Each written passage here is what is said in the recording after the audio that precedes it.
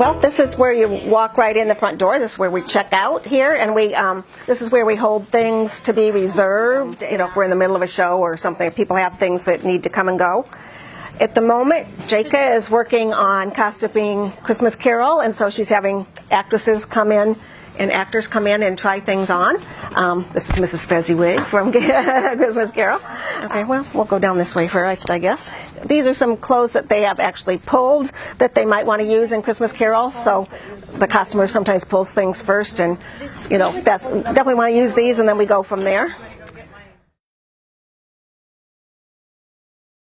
People ask that how we sort it all the time. Do you sort it by time periods or by what it is? And it's like actually a little bit of both. So like this first rack here is all men's suits and pants. And then the next rack, I'm turning sideways here, are vests, and then like unusual men's jackets, so like the 1776 things and pirate things and that. But then we ended up putting some of the ladies' things with that because they were the same time frame. They used to be someplace else. We decided that made sense. This next aisle is all it's medieval, but we call it Camelot because we are a musical theater after all. And then down a ways is we have actually a section for just Beauty and the Beast and Wizard of Oz, because those things are very specific to that show. And don't really need to be anyplace else, and won't be used anyplace else. Then this item, all the way down, you get uniforms, like military uniforms, but also like maids and smocks and that doctors' lab coats, that sort of thing. And then it goes into Western wear and Native American wear. This aisle, the first half is biblical, so when we do a show like Children of Eden or Jesus Christ Superstar, and then down farther is a few more uniforms because they all didn't fit on that side is what it boils down to. And then this aisle is all peasant kind of wear, so like I call it European peasant, so German, Austrian kind of thing. Sound of Music would be in there. And then we did a bunch of things, new things for Into the Woods, so because they're kind of that German fairy tale kind of thing, they ended up right there. So Little Red Riding Hood and the Big Bad Wolf and the Witch are in there. The next aisle is probably one of my favorite aisles, is the Victorian, because there's just lots of beautiful dresses in there. And most of those, a good many of those were made. Almost all of those were made, I believe. And then this aisle is a little bit of craziness. It's a lot of what we call dance wear, so it's kind of dance sets. There's saloon girls and sparkly tops and just sets of things. Then this whole aisle is 20s, and then it goes back into furs. A lot of people, that's an area that's almost entirely donated, people's fur coats, or grandma's fur coats, and that sort of thing. Then these are all fancier dresses, a lot of like bridesmaids type dresses. Behind me is all the calico dresses, which we call Oklahoma, basically. And my daughter came up with this. This is Oklahoma Day, and then on the other side is like the fancier, lacier kind of thing. So that's Oklahoma Evening, which I don't know, I think that's funny. So that's what we call it. And then we start breaking it down more into time frames. And this is the 50s, and then on this side is 60s, 70s, 80s. We put things in here that like scream, like this. I don't know, this dress just cracks me up. It's a dress and jacket, and somebody made this but then gave it to us, and it's a 60s thing, and it's definitely 60s. This one's kind of the same, the 60s, and it has silver lame pants with it, because you need silver lame pants with this outfit. It's just kind of crazy. But okay, then this entire aisle is ladies' suits and dresses that don't necessarily scream a certain time frame, just general black dresses, blue dresses, and they're sorted more by color. And this aisle is skirts on the bottom and blouses on top, and there's a few pants at the end and a few ladies' blazers at the end. And then this row is just long skirts, and this behind me here is 50s, 60s, 70s, 80s, fancier dresses, but they're short. So the prom prom dress kind of thing. Then this rack is all ladies' coats, and there's some crazy in here too. And again, this is a rack that was almost entirely donated. Somebody gave us this a couple of years ago. And it's actually rabbit fur, and this sort of thing kind of cracks me up because it's like somebody actually bought this. But then this is one of my favorites actually. It's a ladies. It's actually a suit, but we have it in the coats. But it's it's very 60s, but I love that. So, and this entire row is either robes, like choir robe kind of things, but then also it goes into capes, so like king's capes or capes that they can use in Christmas Carol. They'll be pulling quite a few things out of there for that. This one is that I used to call this aisle costume because obviously the entire place is costumes, but this is the more costumey thing. So it's animals and clowns and Santa Clauses and elves and things like that, things that are very costumey, everything's costumes, but this is, really the costumey thing. Then this entire aisle is Asian, although because we are in musical theater again, it's the King and I aisle, so it's all the things that we've done from productions of King and I, pretty much. And almost all of this was made. Almost that entire row was made. This aisle we're back up to the front with the men's kind of things. So this is men's, first of all, nightwear like robes. We have quite a few of the smoking jackets, which are neat. And nightgown, night shirt kind of thing for men, and pajamas. And then it goes into coats, different types of coats. Cool. And then this rack is, on both sides, is men's shirts.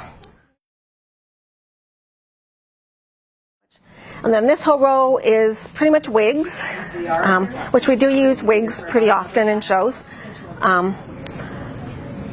Somebody's got short hair, like the Mrs. Fezziwig that you just saw. She has short hair, so she will probably end up with some sort of wig or at least hair piece to make her look like she has a bun on her head.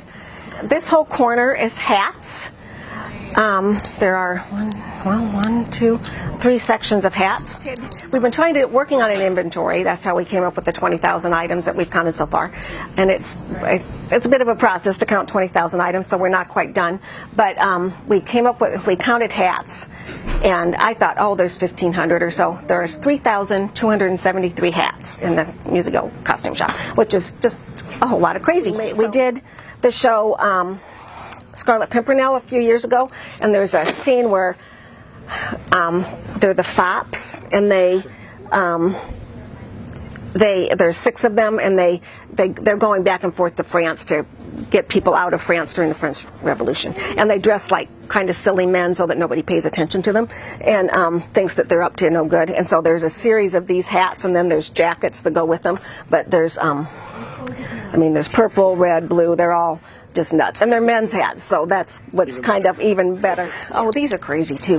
The producers has a crazy number of Springtime for Hitler, and there's like showgirls that come out and like with a bratwurst on their head, and this is a giant pretzel for their head, and here's the bratwurst. I'm gonna make a timber, but here's there's the bratwurst, and then this one's a beer stein. And we're going to have to edit this because these have been moved from someplace else, and there's a beer stein hat. But they're funny. Yeah, but that was a show we had to make 150 costumes for because it was just, we didn't have any of that craziness. On this wall are mostly, 40s, 50s, 60s hats when ladies wore hats to church all the time or to whatever, and so that's a whole wall, and those were almost entirely donated. Well, were entirely donated. So, and we keep so many because they are a good foundation if we need to make another hat, and sometimes you want everybody to be wearing a black hat, or you want everybody to wear a colored hat, so you need different colors and different time frames. And then these we hope to, they can be a foundation for something else if we need to. Say this is where the new section begins. We added on 3 years ago.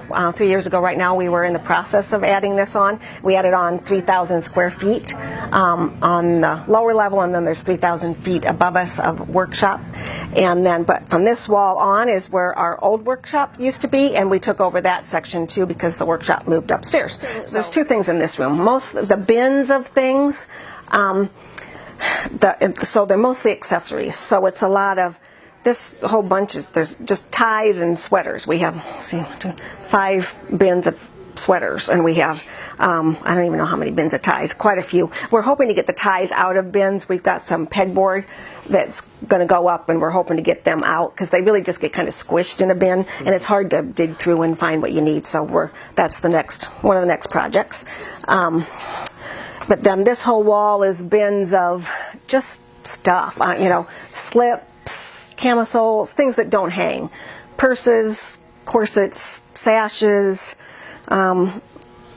There's some skirts that kind of go together that there's groupings of, waist cincher socks, you know, just things that you don't necessarily think about, but things that don't necessarily hang very well. And then sometimes very specific things, like this is Grease.